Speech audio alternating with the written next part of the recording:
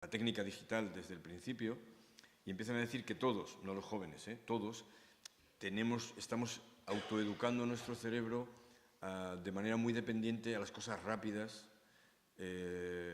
porque tenemos muchos sistemas de comunicación abiertos simultáneamente y eso hace que los canales más reflexivos, que son más lentos, están como en otro lugar distinto de nuestra cabeza, pierdan funcionalidad. Los dejamos a un lado para desarrollar más los que están conectados de esta forma múltiple, ¿no?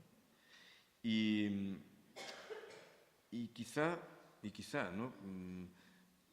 Cuando pensamos que qué es la creatividad, que es como en este campo donde se cruza el diseño, la publicidad, la arquitectura y las disciplinas creativas, la creatividad es algo que tiene que ver con nuestra cabeza, no con las herramientas que utilizamos. Si cuando estábamos montando DIMAZ, fuimos a entrevistarnos con la que entonces era la presidenta de la región de Madrid, Esperanza Aguirre, y nos preguntó qué era lo que decíamos, ¿no? Pero ustedes, ¿qué es lo que dicen?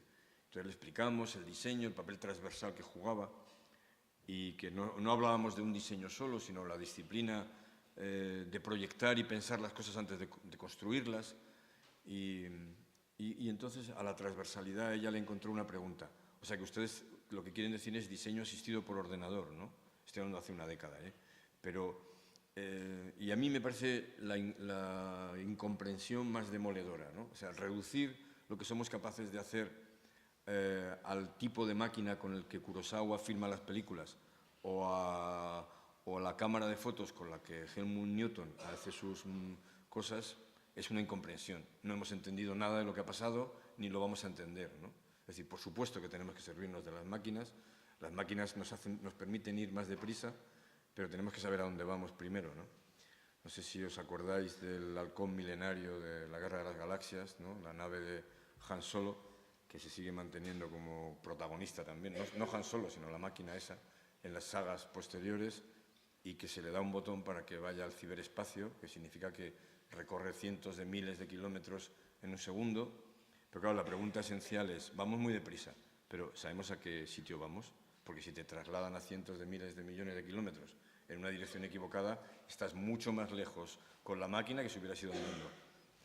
Y eso es esencial, que mantengamos ese control de nuestro rumbo, ¿no? Que sepamos a dónde vamos en los procesos creativos para llegar, no antes, sino llegar mejor, ¿no? Las máquinas además han creado un problema añadido. Todo puede ser para el día siguiente. Todo el mundo entiende, cuando alguien te encarga algo, que en 2 días se puede hacer todo. Pero en 2 días se puede hacer todo sin pensar. Incluso se puede hacer en 4 horas. Pero si no hay pensamiento, no hay diseño. Si no hay pensamiento, no hay una actividad profesional con la que podamos dignamente ganarnos la vida y resolver problemas, ¿no? Y hay que defender ese espacio, hay que defenderlo, ¿no? Y la creatividad, decía un catedrático de la Universidad de Salamanca, ya fallecido, que hizo su tesis sobre la creatividad hace ya años, decía que la creatividad es una característica que tienen los seres humanos, los únicos animales que tienen esta capacidad son los seres humanos, que consiste en encontrar en encontrar soluciones a problemas donde antes no estaban. Es decir, realmente estamos juntando cosas, no es que nos las inventemos, pero estamos juntando cosas que antes no se habían aplicado. De manera que por eso también se explica por qué en situaciones de emergencia, de miedo, de pánico, a veces la creatividad nos permite dar saltos, ¿no? Nos permite encontrar por qué seguramente es cierto que los ordenadores se descubrieron en la Segunda Guerra Mundial por este mítico diseñador inglés, matemático inglés, que no era un diseñador, para descubrir el código de los nazis. Hay una película que es muy famosa, no recuerdo ahora el título, no sé si os acordáis. Bueno, da igual.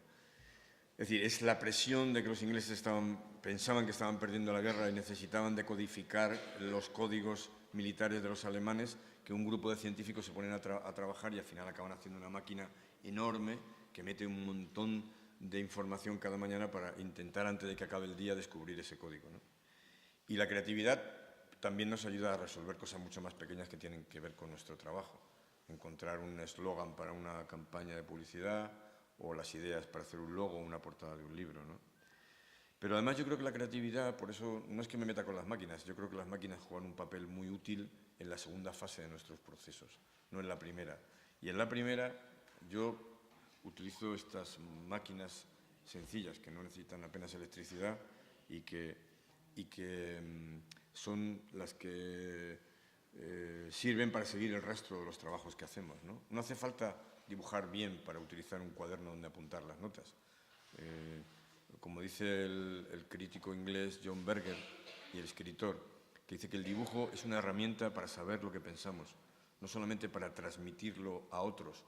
De manera que, igual que a veces escribimos y al escribir comprendemos, es decir, la mayoría de los novelistas no hacen un esquema de la novela antes de escribirla, sino que se dejan llevar a través de la propia escritura.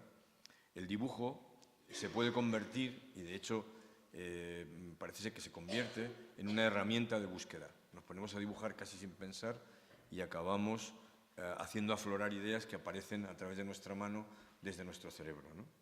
Y eso que yo he descubierto trabajando, porque no lo sabía ni me lo enseñó nadie antes, yo utilizaba el dibujo casi como una vía de escape personal, de divertirme en clase y abstraerme de lo que me estaban contando y llenar los bordes de los cuadernos de dibujitos, que me ha costado más de un pescozón por parte de mis profesores, ¿no? Con razón, probablemente. Bueno, el pescozón no, pero sí el que me llamaran al orden por no manchar los bordes de los libros.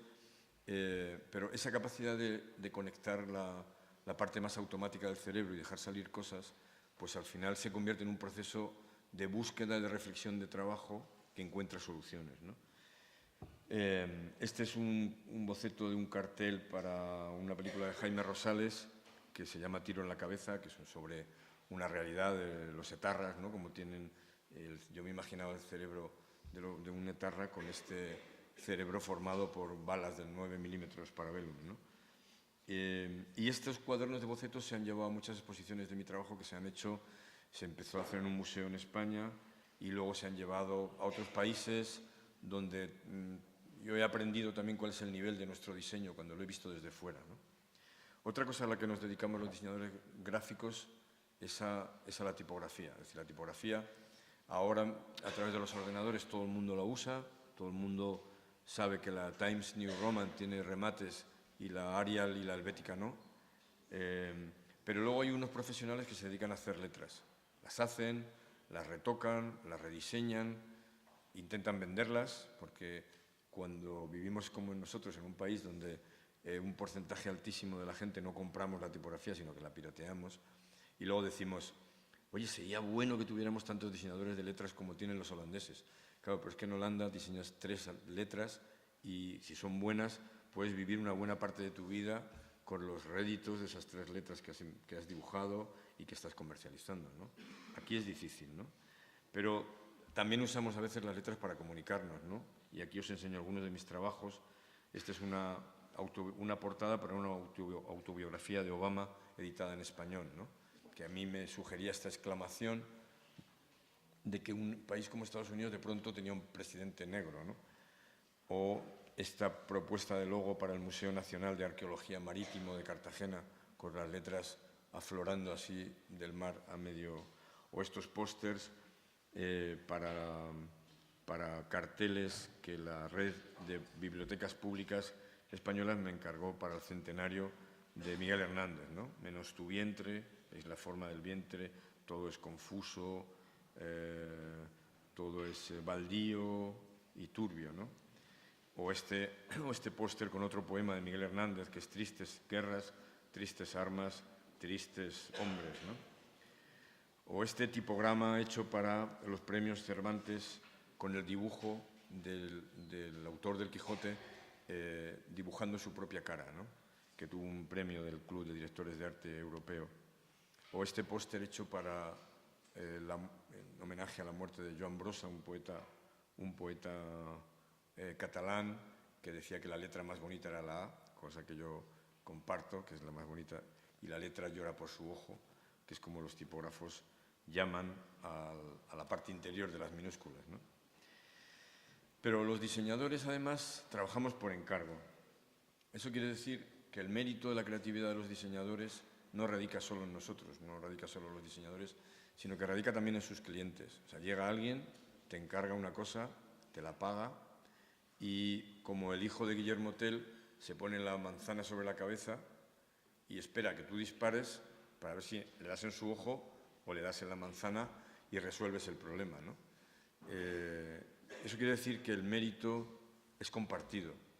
Es decir, le echamos la culpa a los clientes cuando las cosas van mal, cuando no nos entienden, cuando nos pagan poco, pero no les atribuimos el mérito de que un trabajo bien resuelto significa que hay un cliente que ha confiado, que ha contado las cosas con claridad para que puedan ser resueltas y que al final ha permitido un cierto juego de nuestra creatividad resolviendo su problema donde él es el que arriesga, ¿no? Esto os lo voy a pasar, sino porque quería hablaros de logos, pero os lo voy a poner. No sé cómo vamos de tiempo. Manuel, ¿cuánto tiempo crees que es prudente que yo hable? Se lo preguntamos a los chicos. Preguntamos a ellos cuando quieran. Bueno, voy a intentar no entretenerme mucho. Esta es la portada de un libro de un diseñador holandés que se llama Dunbar y que es muy interesante. Es cómo los logos en nuestro mundo, en el mundo de nuestros emoticones, sombreaditos y coloraditos como caramelos mentolados, algunos de los logos más vigorosos de la historia del diseño gráfico del siglo XX van desapareciendo, dejando lugar a otras cosas, ¿no? Entonces Dunbar muestra el logo de Next que diseñó Paul Rand para Steve Jobs cuando Steve Jobs se fue de Apple y creó esta compañía, y los muestra como logos que han muerto o bien porque compañías han muerto o bien porque las compañías han sustituido esos logos por otros, ¿no? Por ejemplo, Reuters, que es un logo que es los agujeros perforados del teletipo con el que antes se mandaban las noticias, que era un papel continuo, que el texto iba muy sintético y iba perforando el papel. ¿Veis las letras de Reuters ahí? Tic, tic, tic, tic. Un logo que diseñó Alan Fletcher de Pentagram, y el logo que sustituye al antiguo es este, ¿no? Este circulito es un Adornor. O este logo de UPS de Paul Rand, que es esta especie de lacito con una caja, que está sustituido por este que es más acorde con los tiempos y más feo, o al menos ha perdido una buena parte de su significación, ¿no? Ya no hay regalito, ya no hay lazo, pero sí hay degradados, sombras, volúmenes que son más acordes con las máquinas, con los lenguajes de las máquinas con las que muchas veces... Y entonces Dunbar acaba diciendo, ¿cuál es el próximo? Refiriéndose a la muerte de algunos de los logos. Que veis que, por ejemplo, este ha conseguido tener dos versiones, como hay muchos que tienen, ¿eh? Dos versiones, una versión plana, donde la forma de la manzana mordida con su hoja separada se ve nítidamente con su perfil, y luego tienen otra en la que hay un cierto volumen que se ve cuando lo quieren contar en el arranque de una web y conviven, ¿no? Dice un cliente nuestro del estudio que un logo bueno es el que uno puede dibujar con un bolígrafo, ¿no? Como la cruz, ¿no? Tú puedes dibujar una cruz, se entiende porque haces así y así, o incluso la manzana mordida también la puedes dibujar con un bolígrafo. Cuando tienes que recurrir al volumen, a las sombras, el logo ya es demasiado complicado para entenderlo conceptualmente y de manera rápida, ¿no? Este es un logo que hicimos para una compañía que formó una persona que trabajó antes en nuestro estudio, una compañía de informática, que le ayudamos a encontrar el nombre, que es simple y que tenemos un acuerdo con ellos, nosotros resolvemos los problemas suyos de imagen y ellos resuelven nuestros problemas de informática y siguen funcionando